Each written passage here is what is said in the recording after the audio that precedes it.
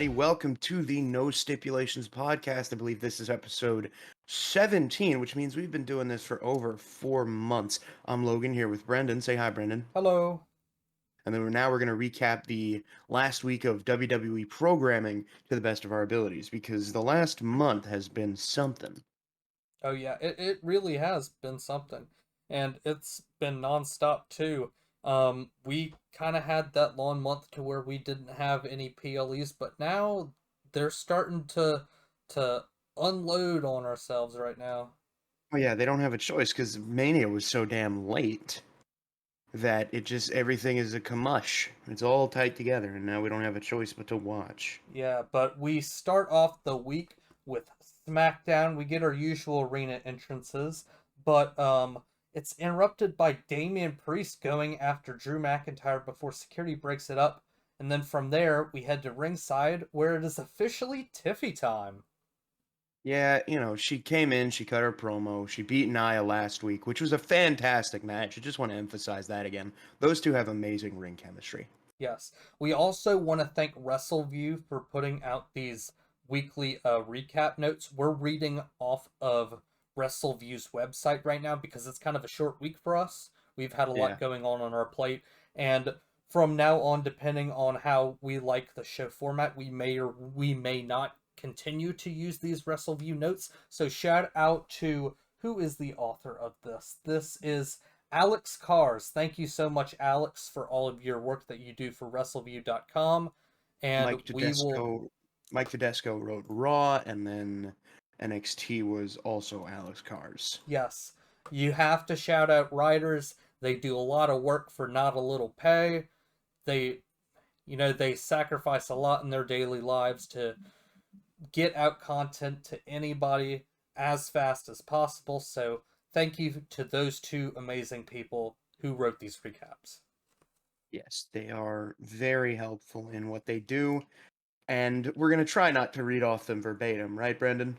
I will try to differentiate my verbiage a little bit, but if I can't help it, I'll probably do 85% reading off of the notes. Oh, this guy. Oh, come on now. Look, I'm just saying, at a certain point. Oh man. Where were we? Yeah, that's right. Tiffany cuts the promo. She's like, I beat Nia, I beat Charlotte at WrestleMania. And, say her name, she appears. Charlotte Flair arrives and they boo her, of course. But Charlotte has a qualifying match for Money in the Bank against um Julia and Zelina Vega, which is where we go after commercial break. And Julia got the win, which came we were streaming this, so it came as a big Yes. surprise to me. I was thrilled, but I was surprised. It did come a Very little bit of a surprised. shock, but I did like the way that they went about this and that Charlotte's knee was aggravating her and she rolled out of the ring, and then you kind of had the 1v1 versus Zelina and Julia. I think that that was an amazing way to go about it while protecting Charlotte. And, Not a fan of your mid-card champion getting pinned though. They yeah, did I'm this not for a fan the of that, but at this point, these qualifier matches, they have to go about doing this. And, they did this for Julia Elimination beating Chamber. Zelina Vega, I mean, that's a good rub right there. Oh, absolutely. But at the same time, they did this for Elimination Chamber and I think it was Chelsea and Lyra got pinned, which is like, why are we doing this?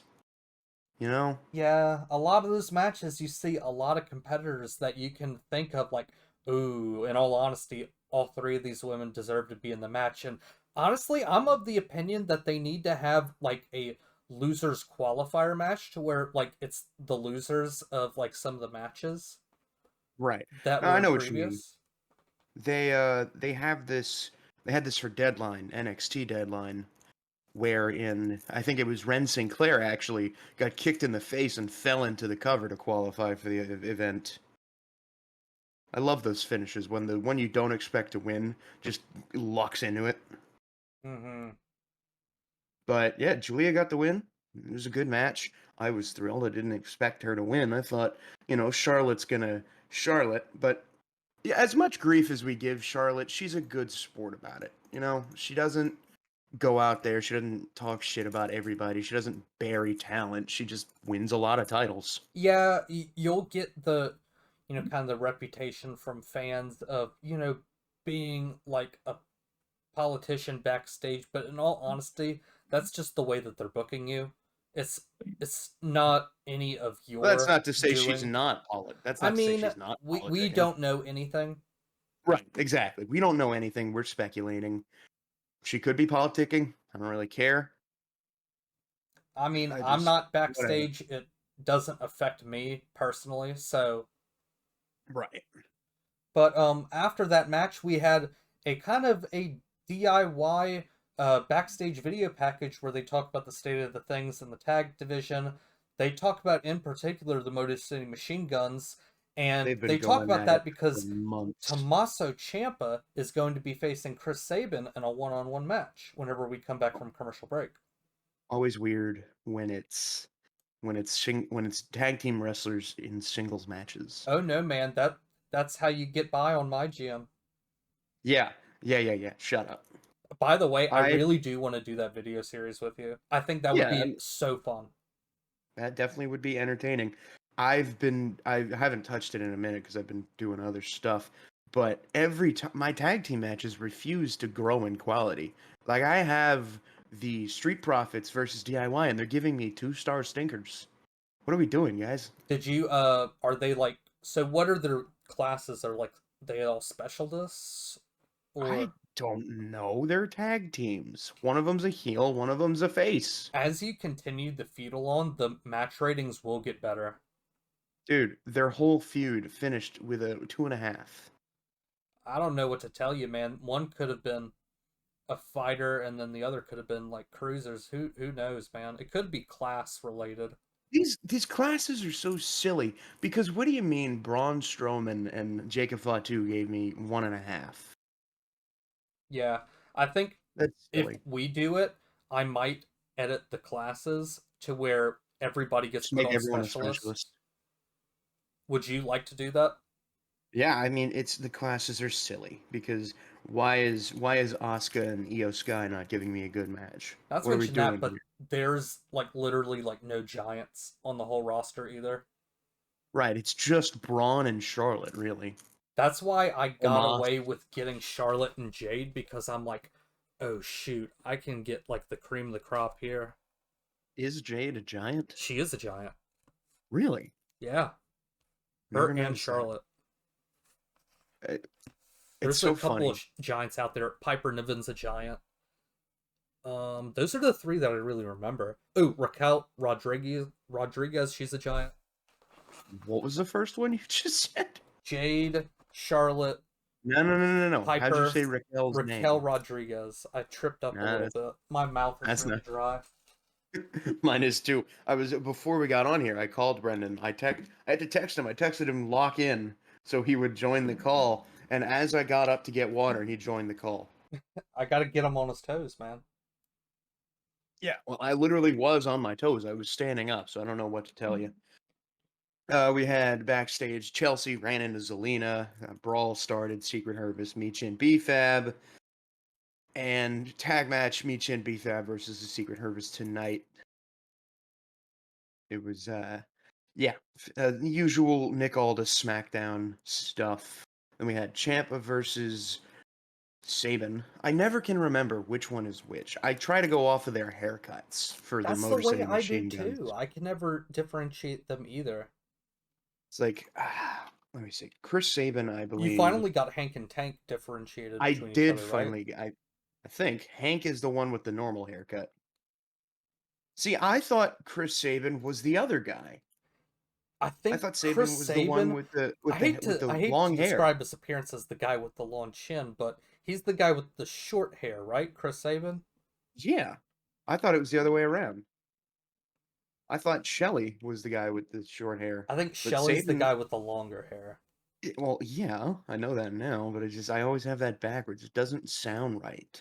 Like the guy whose name is Sabin should have the long hair. I don't know. Does that Yeah, make sense? I understand It what you're meaning. Some people they portray an appearance in your mind depending on what their name is. yeah, Like a Lawrence, I usually think of them as having, you know, nerd.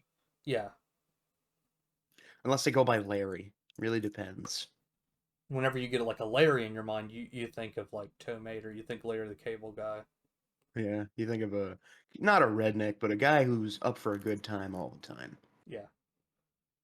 This episode of SmackDown was huge for the tag division, and the result of this match was one of the big reasons because Candice LeRae came out and she helped DIY. Well, she helped Champa get the win. Yeah, and man, it's been a while since she's been on TV. Not since like the Nia Tiffy feud has she really been on TV. I think it might have been the tag team match at Chamber. I think you might be right. Might be the last time we saw her before Friday. But I'm glad she's back and she gets to. This is the best part about spouses on the same show is that you get to work with your wife. They did this when they were in NXT when they were the what the hell were they? It was Indy Hartwell, Candice LeRae, Gargano, and there was a whole storyline with Dexter Loomis. I know what you're talking about. Yeah, Indy Hartwell, Candice LeRae, Annie Gargano. The Way. That's the one. And Austin Theory was in that for a while. Loomis actually kidnapped him once or twice. He did the same thing with The Miz, and now he's in. Well, we're going to get to where he's at now later in this episode. Mm-hmm. What was next? Uh, I got it from here. We kind Yeah. of get a look at Shinsuke Nakamura ahead of the Money in the Bank qualifier match, and Oh, brother.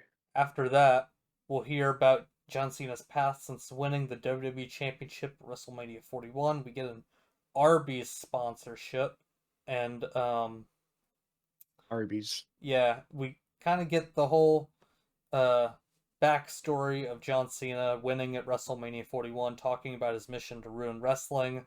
And then we get the match card graphic about tomorrow night. R-Truth is going to face John Cena, and he's going to bring his childhood hero back to his senses. Oh, brother. Yeah, Damien was supposed to come out, but he and Drew are still going at it. Damien's in the ring. He's got a mic. He says, "I'm gonna put you in the hospital after the steel cage. Tonight I'm getting my pound of flesh." And then they just keep fighting as they have done for the last few weeks. Yeah, We back had, yeah, backstage, Solo Sikoa, he's talking with JC ahead of the upcoming tag match. But still so stupid. yeah, but Jacob interrupts. He doesn't know JC Mateo. He doesn't like JC, and his words rile up JC before Solo intervenes to tell him to channel that anger towards the match and not take it out on JC. Solo talks about Jimmy Uso leaving the family, but he never did. He starts to talk Jacob's catchphrase before the US champion cuts him off, saying it correctly before walking away. And Solo turns to JC. He's like, "He ain't said that in 6 months." I love Solo, He's man. having so much fun. You can really tell it because he gets to work with his family. He gets to work. Are he and Jacob actually related? I don't know. Probably. Maybe. They I are don't want to both assume. on the tree. So Jacob is the son of the Tonga kid Okay. who is on the tree. Let's see. Side note, kind of a side thing here. I'm just gonna read the tree. I'm gonna try to read the tree. Oh God. Here we go. Nope. This is like the actual real life Samoan dynasty, not wrestling. That's not the right one. Ah, here we go. The bloodline tree from Pro Wrestling and MMA News. Let's see. Okay, that's not helping at all. Uh, that's right. Okay, well, that's that. Sorry to derail this recording so far, but Yes. there we have it. Jacob and Solo are cousins. Yes, there you go. They're actually more closely related than I think. They're the same age group, I should say, as Solo and Roman, because, well, yeah, I Yes, don't know. and I'm Roman not going back into that. is technically Jimmy and Jay's uncle, but we digress. We're not diving into that. let's Yeah, just we're keep going moving on with the show. back to ringside. Chelsea had the Hervis going to her next match. Charlotte was actually backstage. She overhears Alexa Bliss talking about friendship, but not to the Queen. She was talking to her doll. Mm-hmm. And Alexa says, I'll see you at Money in the Bank. Oops, never mind. And then we have Secret Hervis versus Michin. BFAB. BFAB actually got the pinfall win, which was awesome to see. She got, I think her neck breaker was her finisher.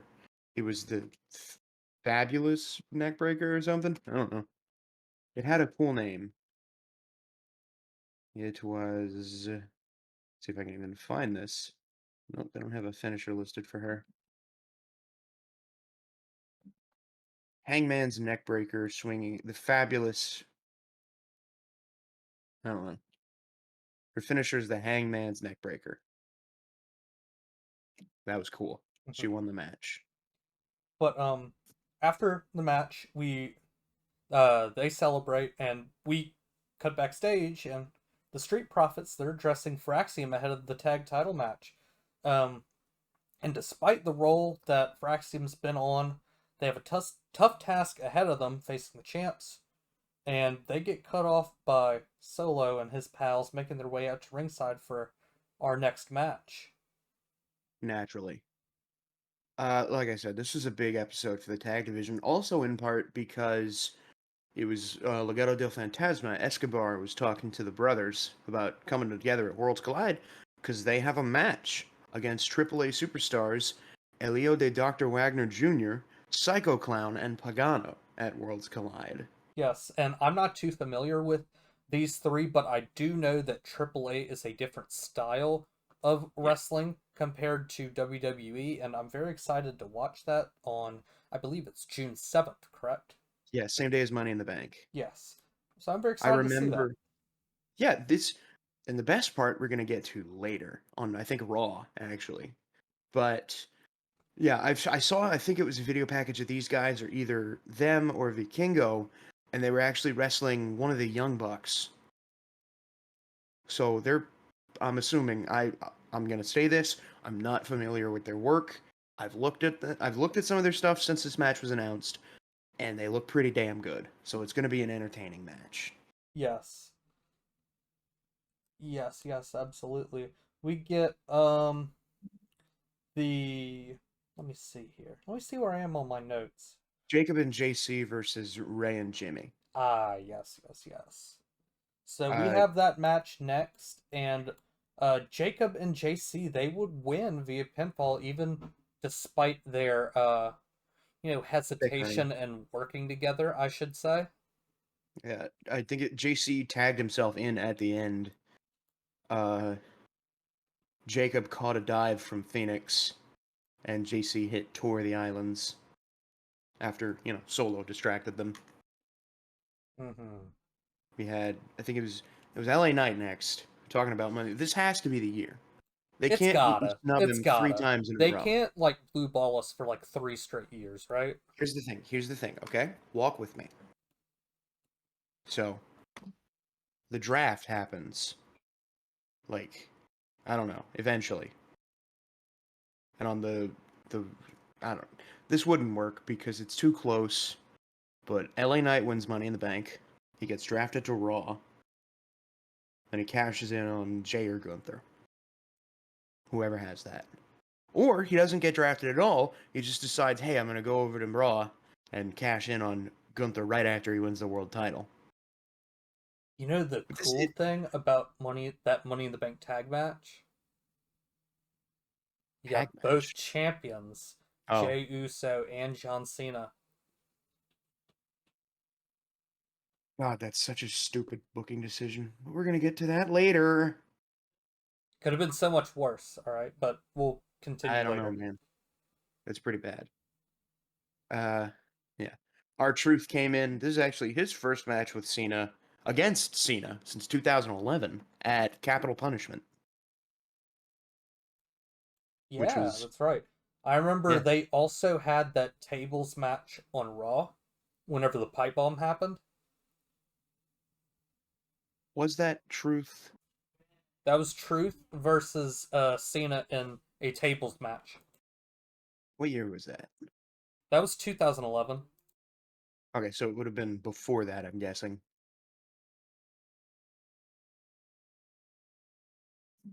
Let's see. When was Capital Punishment WWE? 2011. Wasn't this the only Capital Punishment? Yes, yes, it was. They had a fake Obama dude spinneroonie in the middle of the ring. Oh my God. June 19th, 2011. When did CM Punk cut the pipe bomb? June 27th. Hang on a minute.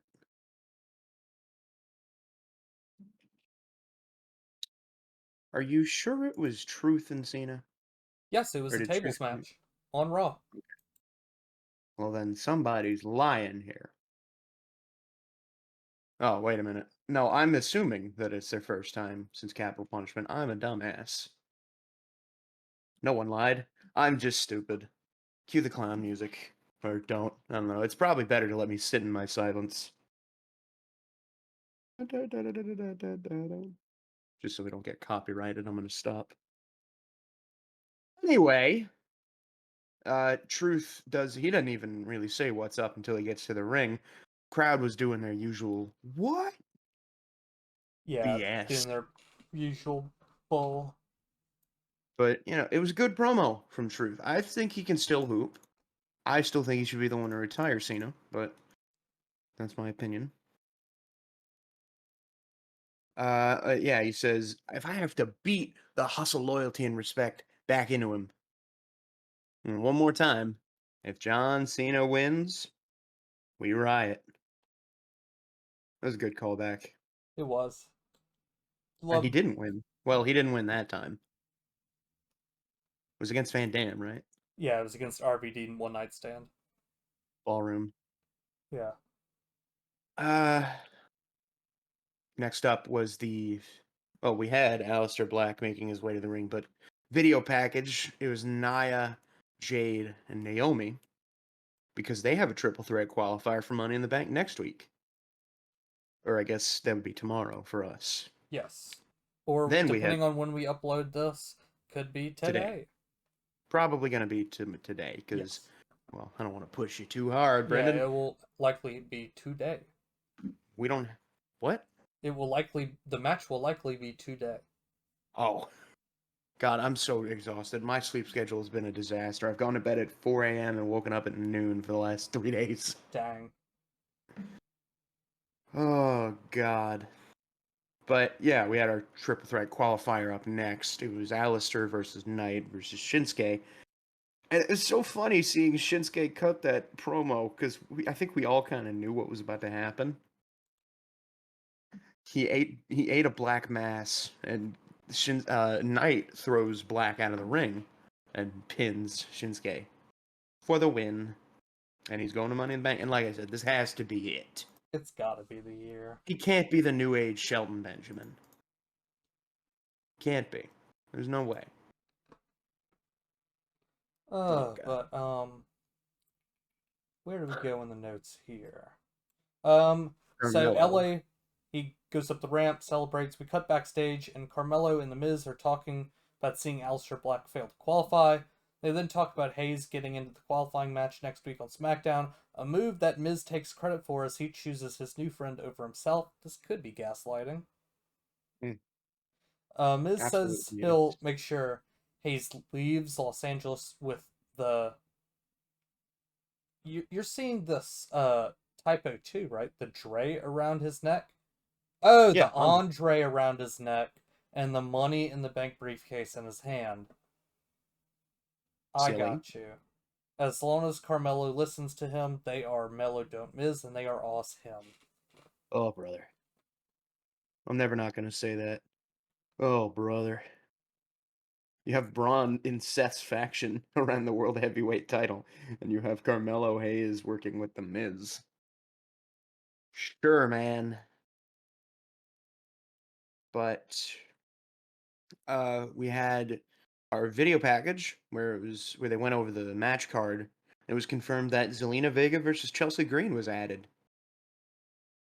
to Saturday night's main event.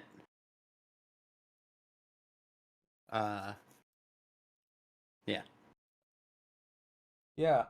Backstage, Solo talks to his bloodline about sticking together when Nick Aldis delivers the news that Jacob Fatu's in the qualifying match for Money in the Bank.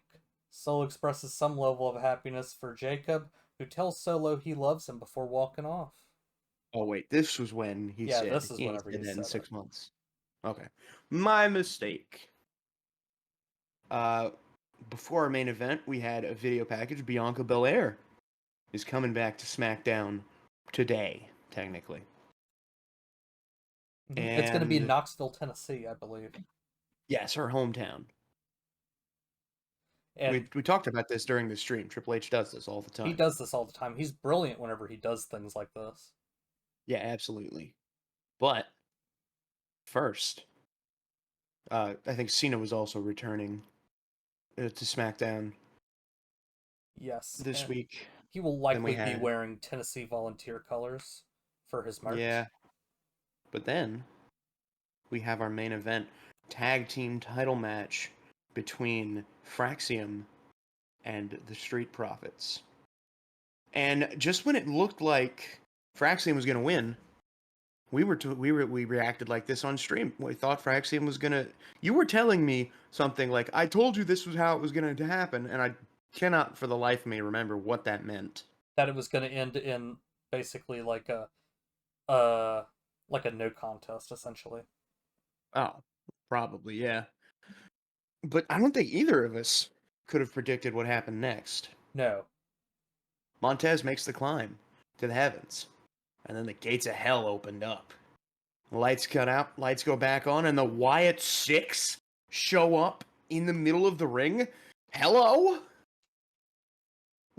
Hell broke loose. Everybody attacked everybody, and it was just what on God's earth was in the water that day? Because it was DIY came out, Motor City came out to attack them. Candice LeRae was out there. Nikki Cross went after her. Uncle Howdy was there. Eric Rowan, Dexter Loomis, Joe Gacy. It's just holy shit. And on Bray's birthday too. Mm-hmm. Show closes as Bo Dallas blows out the candle in honor of his brother. That they got my heart racing and then they broke it. Man, we miss you, Bray Wyatt. Oh yes, absolutely. But yeah, just when Triple H feel like just when you feel like you can't take it anymore, he pulls you right back Yeah. in. He's not totally off the hook, but you know Oh, absolutely the not. let's say he wiggled the hook just a little bit. He is holding on. But that was SmackDown, and that took God forever to talk about, but we're gonna probably cut out a couple of minutes because of me yammering to myself. But let's do Saturday night's main event. Yeah, give us some of the results for Saturday night's main event. I don't have it pulled up with me right now, but just go over the clip notes a little bit. Okay, Braun Breaker, Seth Rollins versus Sami Zayn and CM Punk. The crowd has been going volcanic for Punk lately. I gotta point that out. They've been going nuts every time they hear him. Have you noticed that? I have noticed that. Uh, Back and forth, Seth and Braun being dirty tag teams. I thought Sammy looked like he was gonna steal a win for a second, but Punk was outside of the ring, and out of nowhere, Big Bronson Reed puts CM Punk through the barricade. Braun spears Sammy, gets the win, and it looks like for a moment, because you remember, Bronson murdered Seth like in June. And just when you think all hell's gonna break loose, Seth hugs Bronson Reed. Bronson Reed has aligned with Seth Rollins, Braun Breaker, and Paul Heyman. Oh man, I wish I could have said like, oh, it should be Bronson Reed in the faction, but I can't take credit for that. They knew Yeah, I he was going didn't. to be returning soon, and they had this in their back pocket. Yeah, I cannot believe what I've seen here. I am so excited. I saw a lot of people saying Austin Theory. I was like, okay, man, sure, whatever. Bronson Reed. It's so much better. I did not expect this in the slightest. I mean, it's also because, Bronson broke Seth in half once or twice. And I mean, But in theory, could still be a possibility, but I honestly think it might be dead in the water. I'd be pleasantly surprised if it still happens, but man, this edition of Bronson Reed, it feels good enough to me. I feel like if they're going to add another member, it's got to be a woman. Yeah, I could see that. I still stand by that Julia should have been on Raw so she could join the group, but whatever. But if you really have a faction, can you really like not compete for tag titles? Well, obviously, but God, imagine that duo. Braun Breaker and Bronson Reed. Oh my God, what do you even call them? Hmm. I'm sure they have something clever. Big meaty men. What? I Who mean, they said both that? have Braun in their name. Braun and Braun, or whatever. I don't know. Hmm. Chelsea versus Zelina. It was a nothing match. It's a damn shame that this was a nothing match. Chelsea got some color, Yeah, and then completely unintentionally as well. yeah, I saw a lot of people giving Zelina hell for botching the 619. It's like, okay, man, you go out there and do it. I'm not one of those guys who's like a do it yourself and see. But in this instance, do it yourself. Everyone gives the women so much hell for botching moves. Like, it happens. Yeah, shit happens, man. Like, people should still be making fun of Edge for his attempted 619 way back when. That was horrible. I think it was him and Ray versus the Judgment Day. This was the match before Dom turned. That clash at the castle, maybe? Probably. I don't know. Either way. Shockingly, this match was not the shortest of the night. Because the next one was John Cena versus R-Truth. Oh, brother. This was less than 5 minutes. Cena goes to hit Truth with the title, but he hears the crowd. He hands the belt to the ref. Truth is clapping. He's like, yeah, I got my idol back. And then he gets kicked in the dick. An attitude adjustment for the win. Okay, man. What was the point of this? Just squash match, try and get Cena more heat. It didn't feel like more heat. It felt like a waste of an appearance. But I digress. Best match of the night was this one. Maybe. Damian Priest versus Drew McIntyre in a steel cage. We had Jesse Ventura on commentary. Always a pleasure to hear him. Especially the end of the match. Yes, because the end of the match, Damian hits a concerto to Drew, walks out of the cage for the win. And Jesse's like, "Are you kidding me? What do you mean you can just walk out of the cage? You had to climb over it." I love him. He's an old school commentator. He's always given the face as hell. Yeah, and you see, only so many people can do it right on commentary. I feel like Corey Graves is kind of on that fence a little bit. Or he tries, but it just doesn't sound real. It doesn't sound Yeah, genuine. I think Wade is better yeah, Wade is better than Corey, in my opinion. yeah. I think, dude, I am so glad Wade and Tess are a team. They work so well together. They do. And I think they're only going to get better together over time if Yeah. they decide to keep them together, which I think they I should. honestly, if it's even at all possible, I would kill to have Cole and Tess on the same team But you do remember frequently. that Tess is going to have to go away for football, So is Pat. potentially. Yeah, so is Pat. So what are you gonna do here? Could, I don't know, what would you probably bring in somebody new, I don't maybe? know, man. Tess was here during football season last year. Tess has been here since he got here. Tess hasn't left. Really? Yeah, he's been pretty consistent. He didn't leave for football. I think they brought him in because Pat was going. Maybe. I don't know. I I feel hope he like stays. Tess called the Big 12 championship. Yeah, but he was also doing like Monday Night Raw. That's probably why he did Raw, because it wasn't conflicting like Friday Night SmackDown would. I feel like when they Hmm. go to football season, he's going to move back to Raw. Does that make sense? Yeah, I understand. Yeah. Either way, we're not going to see Drew for a while, I'd imagine. Yeah, They're and I writing him off. honestly think like Absence makes the heart grow fonder.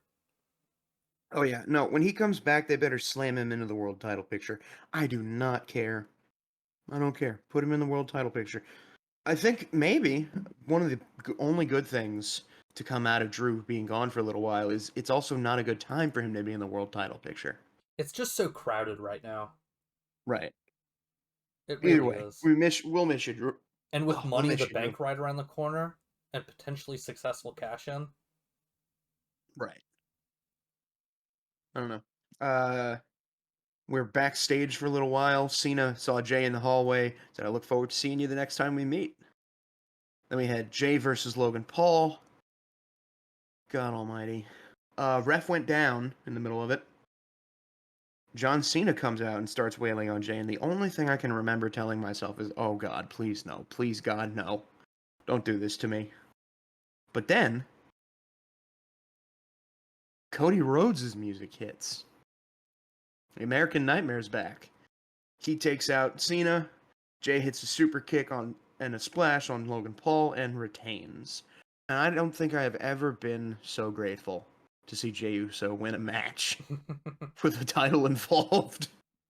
I was extremely nervous, dude. You do not understand. I felt everything clench when Cena came out. And then Cody's music hit. And I fell over in relief. I was like, oh, thank God. I Oh, think thank God. I think this is a good time to have Cody come back too. Yeah, I mean, I can imagine he's probably going to be the one to take the title back off of Cena. Yeah.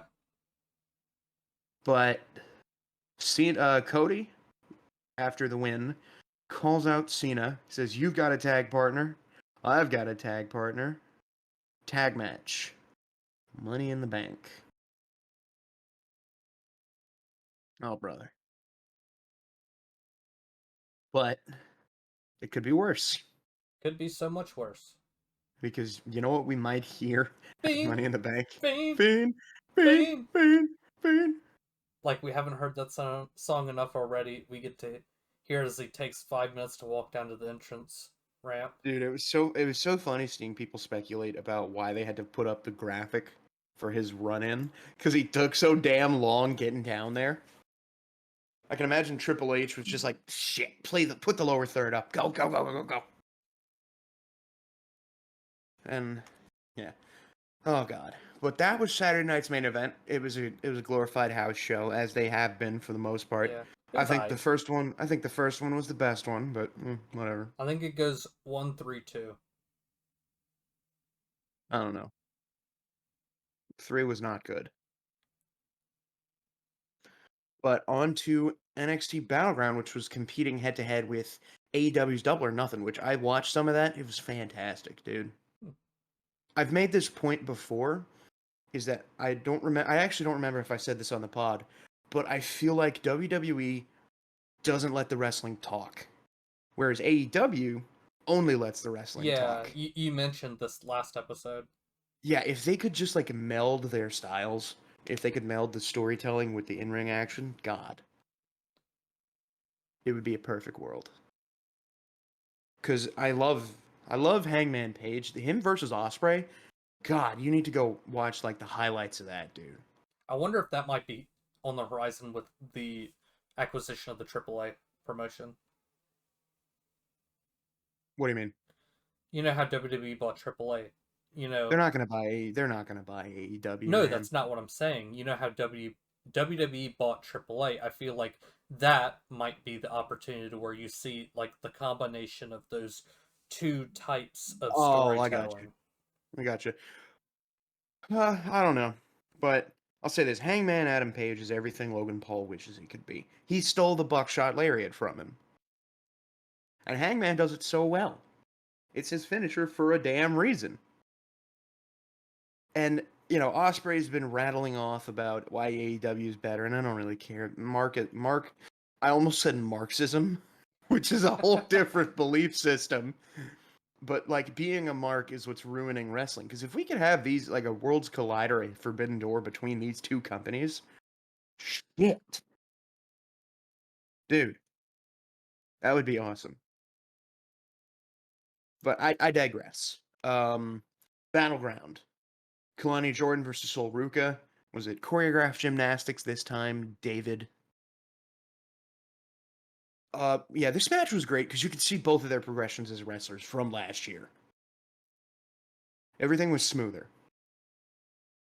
But, oh my god, Zarya got ejected in the middle of it. And then Sol hit a Soul Snatcher from the top rope. I can give you my thought process for what I was feeling when I watched this. It was, oh, she's going up there. She's probably going to do a moonsault. Oh, wait, Kalani's standing. Wait a minute. She's probably going to get knocked off the top rope. Might she do a Soul Snatcher? No way is she going to do a Soul. Oh my god. And then she hit the Soul Snatcher. Say something so I don't sound insane. No, no, like that is a completely reasonable thought process. That's often what I think a lot of the times whenever I'm watching a PLE match. You know, they do these insane high spots now that you're like, oh my god, how the hell did they do that? Just like the feat of like athleticism that is involved in some of these matches, it just makes you question yourself. Right. And a lot of people on Twitter are like, I don't like the Soul Snatcher because it takes too much cooperation. So what? Rule of cool applies. It's like, you weren't watching NXT during this, but Zachary Wentz, he had a feud with Wesley. His finisher, the UFO cutter. Oh my god, dude. It's so cool. You gotta look that up. All right, I'll It's look it up such in a, my free time. it's, it's such a sick finisher. And like, yeah, it took a little bit more help than it should have, but I think rule of cool applies. Who cares? You know? We went backstage. Some luchadoras were talking with Ava from AAA. And it's a time like this where I feel the need to remind people that luchador does not always mean masked wrestler. It is literally just the Hispanic word for fighter. It's literally just like fighter in Spanish. It's not a masked wrestler. There's a masked luchador, which is a whole nother classification. Either way, Sarah Schreiber's with Mike Santana from TNA. He's here to watch Joe versus Trick to find out who he has to go through to get the TNA title. Charlie Dempsey says he's sick of outsiders. Tavion Heights placates, and they've got a match. I don't remember if it was for the contendership, but it didn't really matter. Then we had the Culling versus Briggs and Hank and Tank. This was Vance's first PL. This is Nico Vance's first PLE match, and Brooks Jensen's. Holy shit! I feel like I'm talking to a wall. Brooks Jensen's first PLE match in 3 years. Uh, Briggs, Hank, and Tank got the win. I think they pinned Jensen. Culling jumped them after the match, and Sean called for a chair from Izzy Dame. But when Izzy goes for the chair, a hand reaches in off screen. Camera pans over, and it's Inamura. Inamura is back, and he rejoins Briggs in wailing on the Culling. This was a welcome surprise.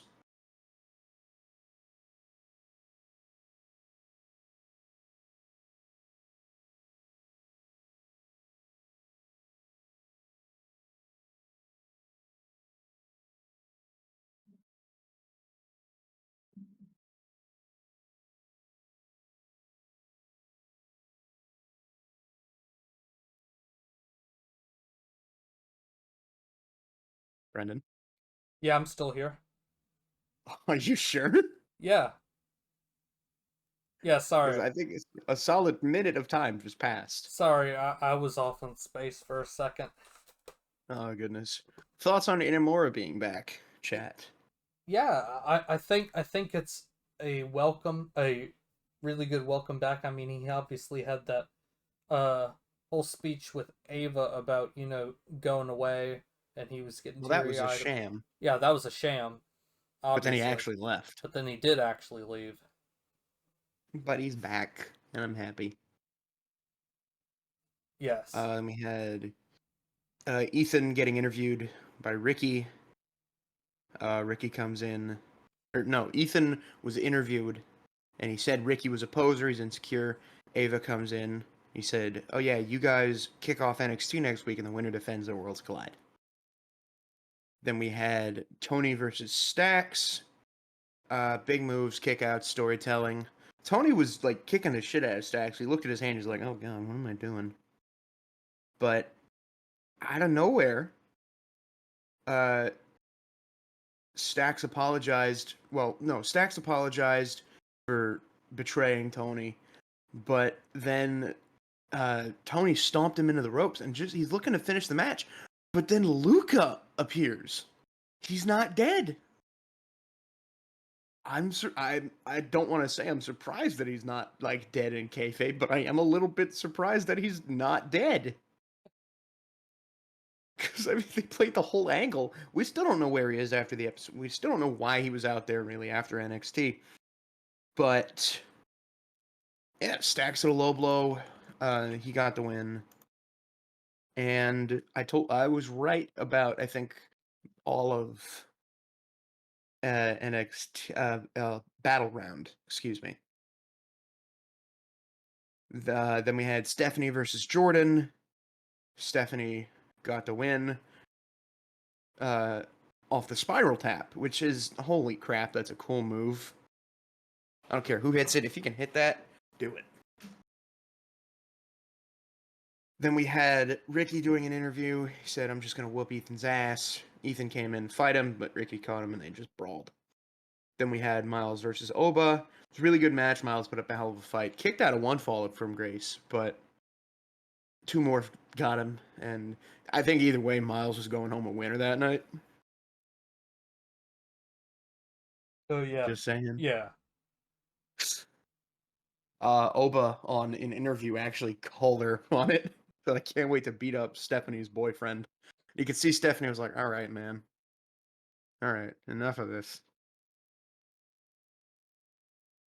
Backstage, some luchadoras and Stephanie are screaming at each other in Spanish. JC Jane steps in, says, "Hey, Steph," and just smacks the shit out of her. And, well, this preluded something I don't think anybody was expecting. Then we had the main event, Joe Hendry versus Trick Williams. Trick hit a spinneroonie, Joe hit a bookend, back and forth. Booker was very biased the whole time. Joe hit a standing O, Trick kicked out. I don't really know what Joe was trying to do. I don't remember why I wrote this, but he was trying to do something. Trick went outside, bookended Joe through the table, which actually the table botched. Didn't break all the way. And then the Trick shot in the middle of the ring. Joe kicks out. And Trick grabs the title. He was going to use it like Cena. But the ref took it, and then they fall down. The title's on the ground. Trick drops Joe face first on the title. And a trick shot. Trick Williams is the new TNA champion. I did not expect that to happen at all. A lot of Did I people didn't call it or expect it. what? You did call it. It was a Hail Mary, but man, you caught it in the end zone. I told you, man. I told you it was going to happen. So Brendan, I think, won Saturday night's main event. I definitely won NXT. Yes. But since you didn't say much, you can take the headline on Monday Night Raw, unless you don't have that page pulled up. I have it pulled up. All Monday right, Night go ahead. Raw is Go ahead. live from Tampa Bay, Florida. The Youngling Um, Center, which is where Battleground was.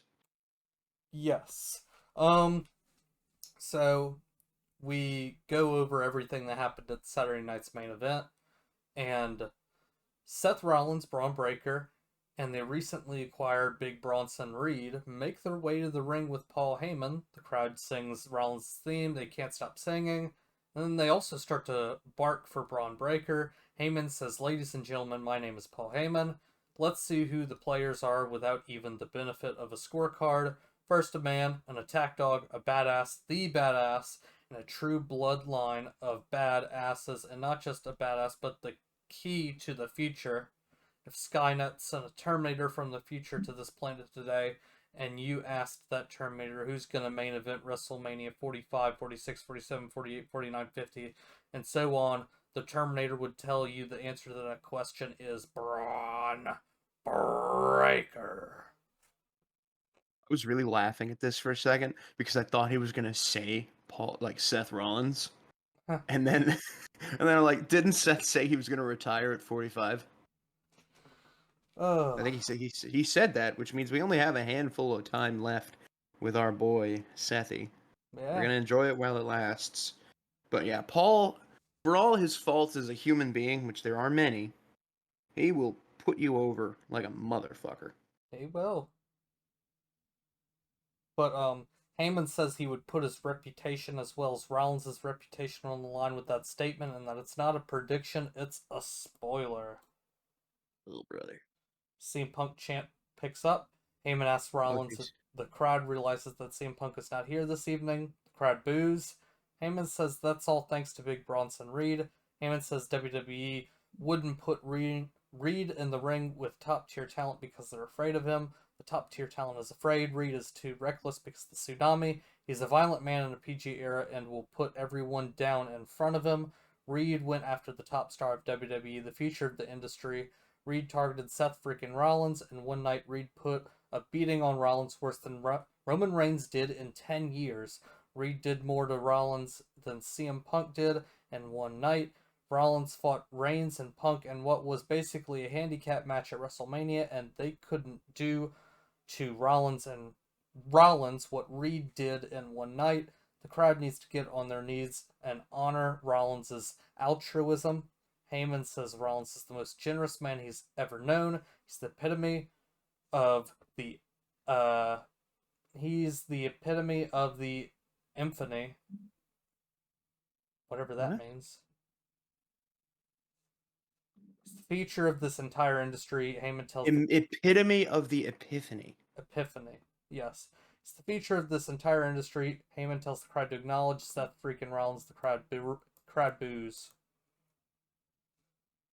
Yeah. OTC chant picks up. Heyman hands Rollins the microphone. The crowd starts to chant, "We want Roman." Rollins takes his time before saying, "Make no mistake about it, Tampa, this is the vision. This is my vision. This is the way forward. This is how we secure the future of this industry. We do it through total control, through total domination, through complete power." The crowd chants, "You sold out." Rollins asks who he sold out to. Himself. Rollins says he hasn't changed a beat. He told the people exactly what he would do at WrestleMania, and he did it. A light FU Rollins chant picks up. Well, brother. Rollins can't believe they're questioning his integrity. Less than 5 minutes ago, every person in the building sang a song. Now they want to chant profanity and question his integrity. Heyman sings Rollins' song in the background. The crowd starts to sing as well. Rollins says the morons don't know right from left. They don't know what's good for them, but they're telling him he's the bad guy and doesn't deserve the power. Rollins says he's the only person who does. Rollins is the only person capable of leading this company in the future. Only Rollins can wield that power. That power comes through championships. He'd be standing here right now as World Heavyweight Champion if it wasn't for Sami Zayn and CM Punk. And Yeah. so, yeah, Rollins kind of I mean, goes over to Reed, says Punk found him on Saturday exactly what happened, or Punk found out on Saturday what exactly happens when you underestimate him. Sami Zayn will figure that out tonight as they both compete in a Money in the Bank qualifier match.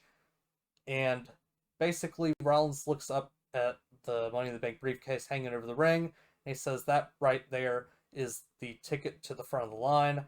And once I have that, nobody can stop me." tell someone 10 years ago that Finn Balor is the afterthought in a match involving Sami Zayn. It's nothing against Sami, but 10 years ago, Sami was not the guy he is now. Yeah, We got a qualifying triple threat match, Penta versus Gable versus Dragon Lee. This was a fantastic match. Jesus H.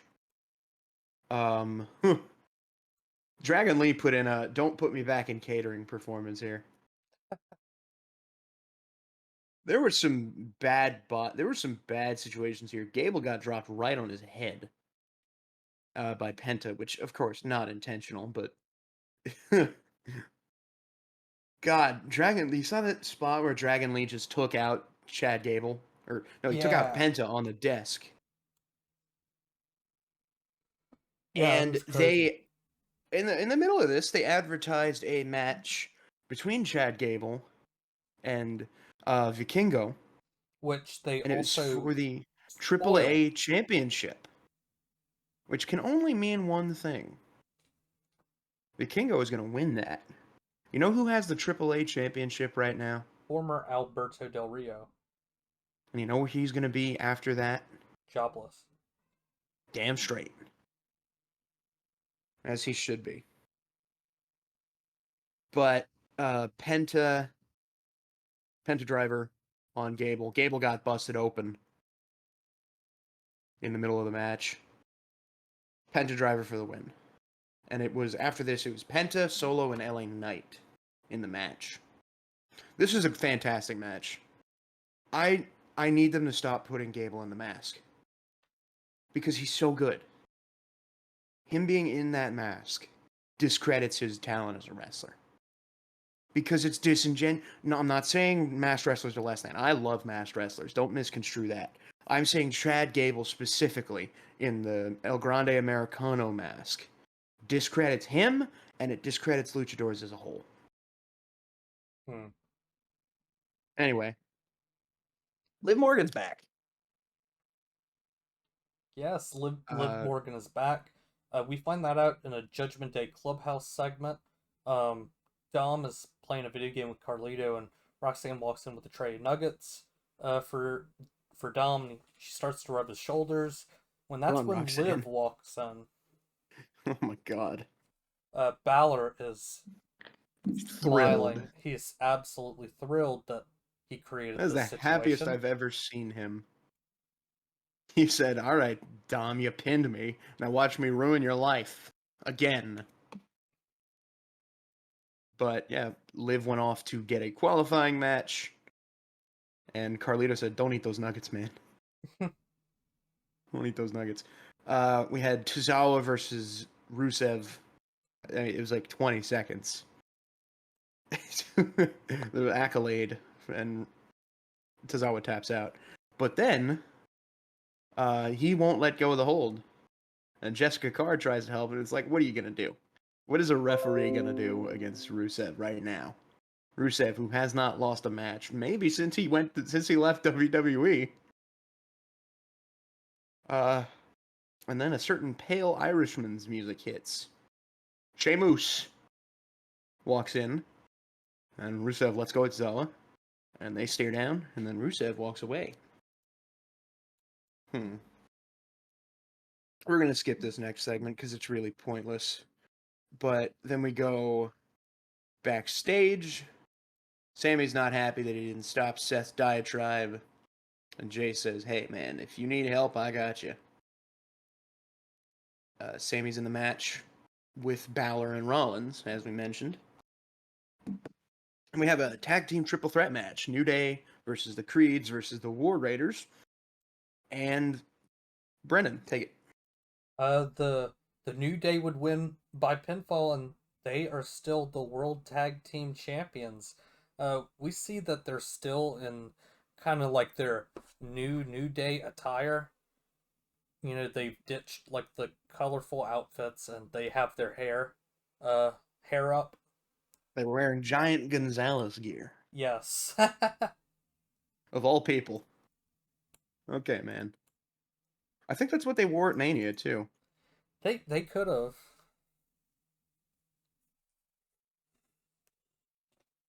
Oh, Josh Allen and Haley Steinfeld got married this weekend.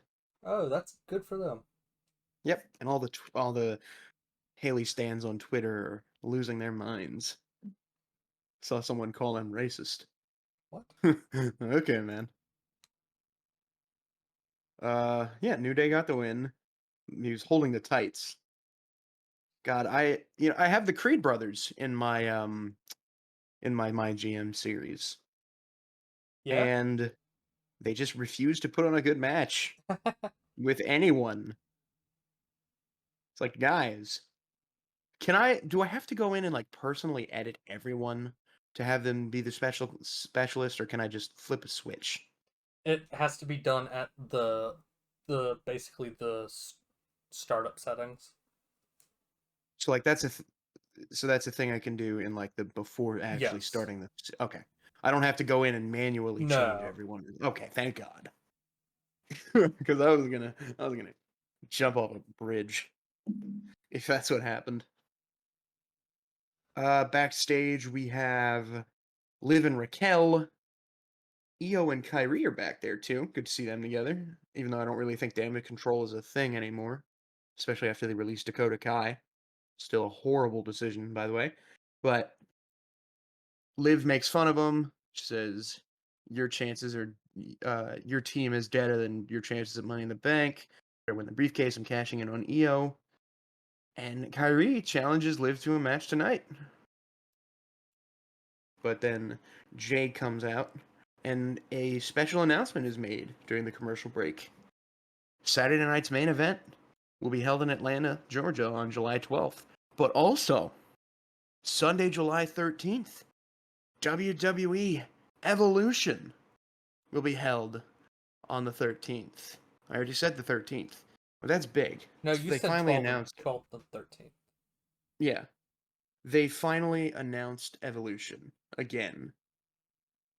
This card better have like 7 or 8 matches on it. Yeah. You This better should not start be a building. 5 match card. Better start Yeah, building, brother.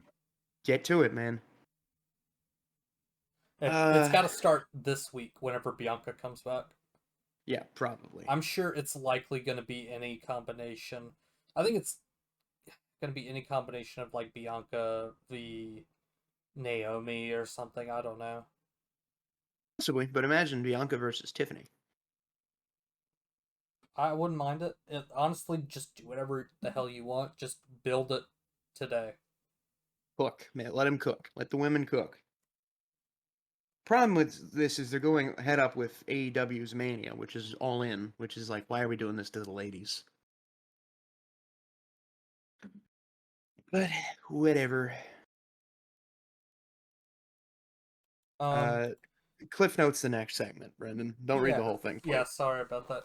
Jey Uso, he addresses the crowd, and Gunther comes out, and he basically congratulates Jey Uso for 15 years of the Usos in WWE, and he also congratulates Jey on the successful title defense against Logan Paul. But um, even though you're the champion right now, there are certain qualities to a human being that makes them a great champion. And my friend, you are a terrible champion. Mm. He basically says, "I'm giving you 2 weeks time before I relieve you of that position of champion, and I'll choke you out and I'll take that championship back." Yeah, I'm imagining Gunther's gonna win, and then the male Money in the Bank winner is gonna cash in on him. Yeah, Yeah. hopefully. Where is Money in the Bank is in Los Angeles this It's year. in LA. Could you imagine the freaking pop? Dude, he'd get a pop anywhere. But yeah, definitely in LA. That Raw is in Glendale or Phoenix. Phoenix. It's not far. Has there?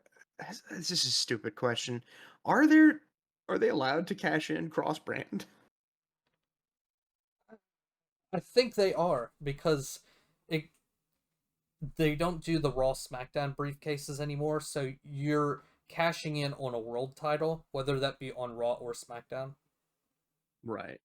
I mean, you could cash in on the mid card title. You But that'd be shouldn't, but you fucking could. stupid. You'd be a real idiot to do that. Austin Theory. What? Who said that? And then he lost. Poor guy.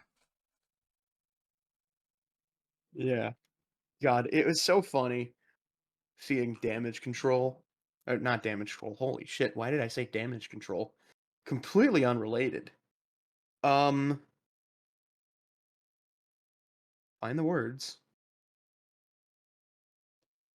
I don't know where that was. Irene I don't Seven? remember.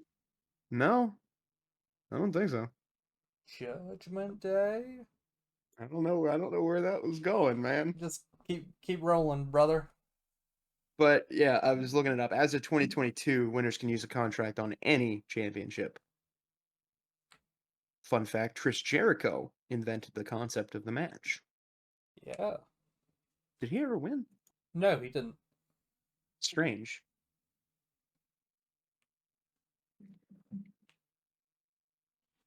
That's so weird how he created it, but he never won it. It's like, who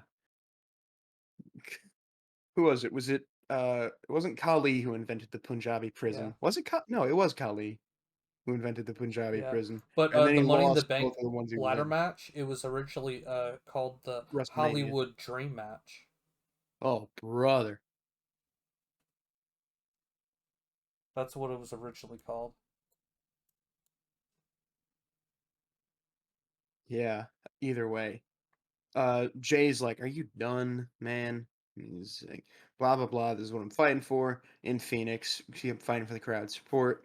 I'll have to make you tap out again. 4 letters, one word. Yeet." Yes.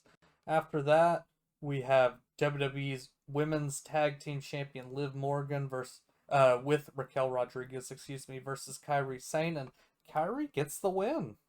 Yeah, that was awesome. I think a lot of this was like Triple H being like, "All right, you weren't supposed to eat the pin in your return, so here's this." Yeah, here's this We could also package. could also build a feud. Of course, Kyrie's hasn't won a lot. This is her first singles win since she came back in 2023. Oh yeah, really? Yeah, I don't know. This was also because Roxanne interfered, and it was actually Raquel who distracted Liv via nonsense. So there's dissent right there. Mm-hmm. Next segment Then we have Mommy in the Bank. Mommy in the Bank. She basically talks about no one's ready for the brutality she's about to unleash. She'll climb the ladder and cement herself at the top of the women's division. Io and Tiff can hold their titles tightly, but no one is safe for Mommy in the Bank. We don't need this, man. Yeah, we don't need it. She can basically get a title shot anytime she wants. She doesn't need the briefcase. It was a live stand on Twitter, so I'm not going to give her too much credit. But also, it was funny because I saw her say she's been cashing in an invisible Money in the Bank for the last 6 months.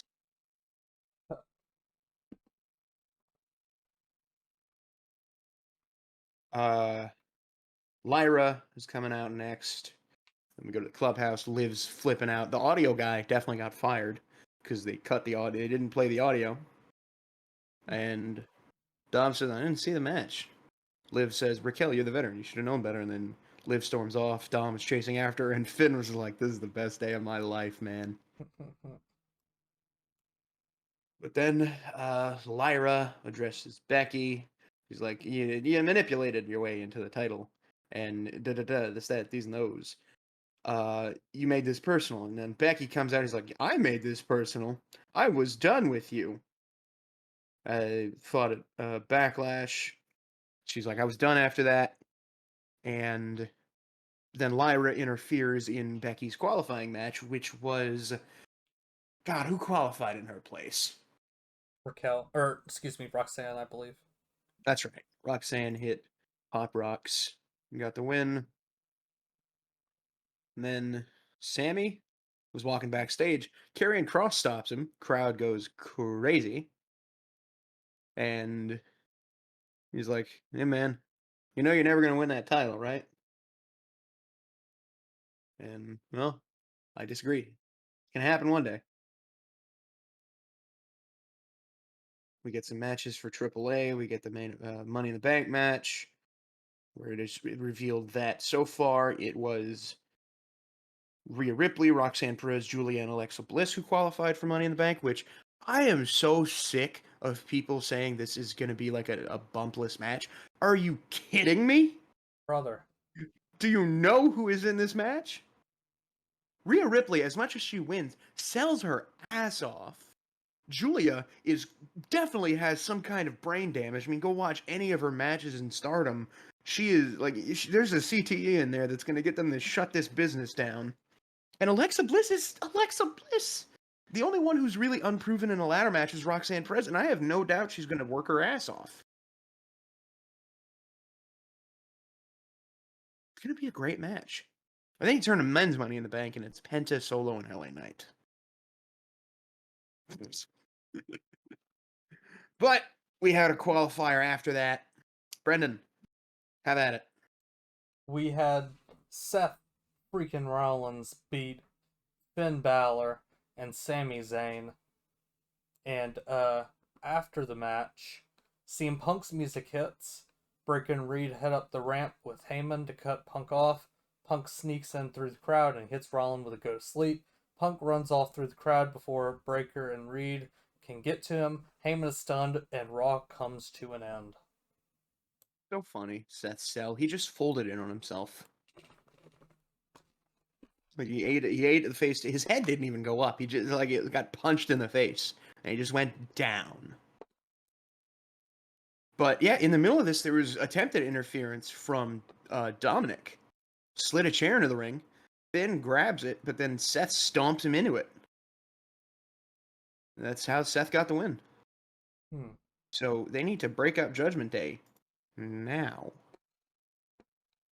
This doesn't need to go on for another 3 months. But yeah, we're gonna kind of cliff notes NXT here. Ricky versus Ethan was insane.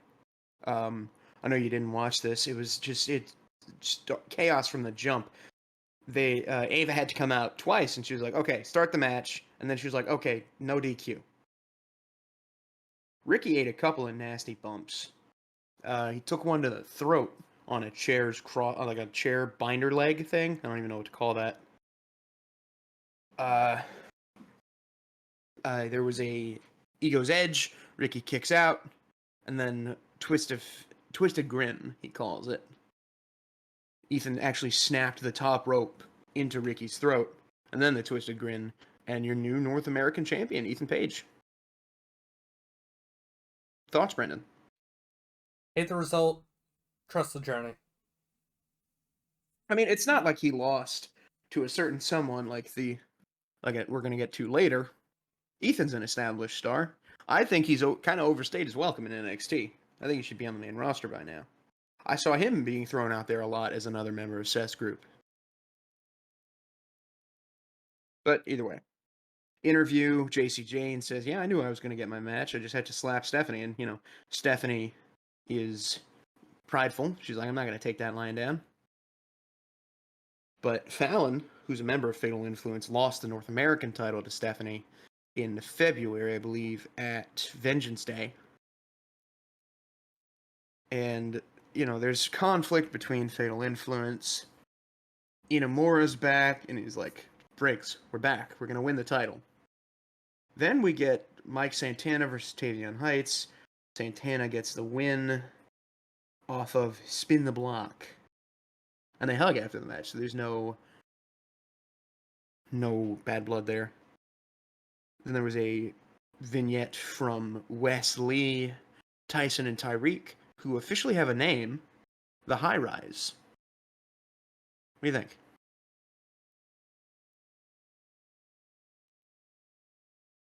Gotcha. Well said, Brendan. Oh, sorry, I didn't hear you. What was that? The Wesley, Tyson, and Tyreek have a name now, the High Rise. Oh, that's a kick-ass name. I like it. Then we had Chase U. Andre was telling Kale and Uriah, "Calm down, stop taking risks." And they said, "No, we got to take more risks." And now they have a six-man tag match against Dark State. So Andre's pissed. Then there was Trick Williams, new TNA champion. He does his thing, cuts his promo, says he's going over there. He is the line between NXT and TNA. He's going to go to TNA, wear the gold right here. Wear this gold right here. People like Kurt Angle, Drew McIntyre, Bully Ray, and AJ Styles have won that. And then Trick Williams. None of them have worn it. None of them can compare to him, which, sure, man.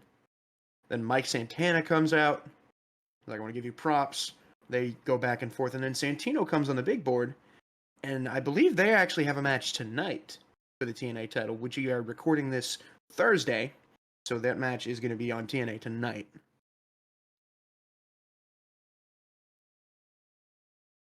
Jada versus Tatum.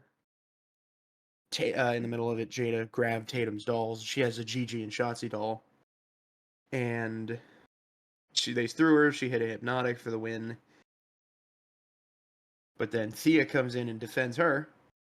And here we go again with Tatum's friends. saving her, and then she getting overzealous. Then we had Jasper Troy's debut versus Dante Chen, poor guy. His first match back since Ethan Page hurt him. But Troy gets to win off the Black Hole Slam. And then Oba's music hits. He's up there on the podium. He's like, hey man, you jumped me. You got my attention. You're going to die.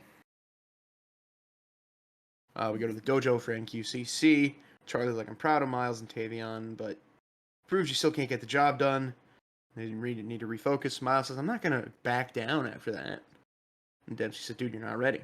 Miles says, rounds match to determine if he wins, he leaves the NQCC, which is what he wants. He wants to go out there and thrive on his own, which, okay, I don't think he's going to win. I feel like they're going to keep building this. But Ethan Page comes back out in a suit. He's like, guys, hey-o, we're celebrating. I'm the greatest North American to ever hold this title. Javon comes out. He's like, dang, man, you didn't invite me. They go back and forth. He's like, oh, yeah, you're going to defend that title at Worlds Collide against me. And Ethan says, dude, you don't deserve a shot on this. You don't deserve to put on a mask, even though you're not a luchador, pal. Then Javon points out another member, someone from AAA, Laredo Kid. Most complete luchador you will ever see. He's coming for the North American title. And then Ethan's like, all right, man, no triple threats. And Javon's like, oh, no, I got one more. Ray Phoenix is going to be in this match. Fatal 4-way for the North American title. All right, man. I hope he doesn't stay in NXT. That just feels disrespectful, but hey, whatever. Go back and forth the GMs. They talk about the Evolve championships. Sol and Zarya walk up to Tatum, who are being watched by the Culling. They're like, we got your back, girl. And then in our main event, maybe the most bizarre result of Shawn Michaels' booking tenure. Fatal Influence interferes. And JC Jane beats Stephanie Vaquer for the 1-2-3. Your new women's NXT champion? What? Yeah, Brendan. I think she's moving up to Raw, and I think they wanted to put the belt on JC, so you shortcut the path of her race to the title and basically just have this one match. I was telling myself after this match, I'm like, you had Jordan Grace right there last week. And then it comes, so I'm just going to say this now. Stephanie's rumored to be going to Raw, and Jordan is rumored to be going to SmackDown. So it's going to be really interesting to see where the NXT women's title goes. Because this is an interesting decision. JC's been there for a while. I can't say whether she deserves the title or not. I've only been watching for about a year. I think I actually started watching after Battleground last May. I don't know too much about NXT's long haul people. But, I mean, she's the champion now. Nothing I can do about it, even if I don't care for the result. Yeah. Stephanie, I need them to run back Stephanie versus Io at Evolution. Give them 30 minutes. Love that idea. Give them half an hour. Let them rock the world. But yeah, I mean that was the week of WWE programming. Whether the decisions were good or not is in question, but they were definitely shocking. From SmackDown ending with the Wyatt Six to NXT ending with Stephanie losing to JC Jane. It was a lot of ups and downs, but they can't say they didn't have our attention. Mm-hmm. Take us out, Pete. Thank you so much for watching the No Stipulation podcast. If you liked this, give us a like, a subscribe, and comment down below. Share it with your friend. And we will see you next time on the No Stipulations podcast. Bye-bye.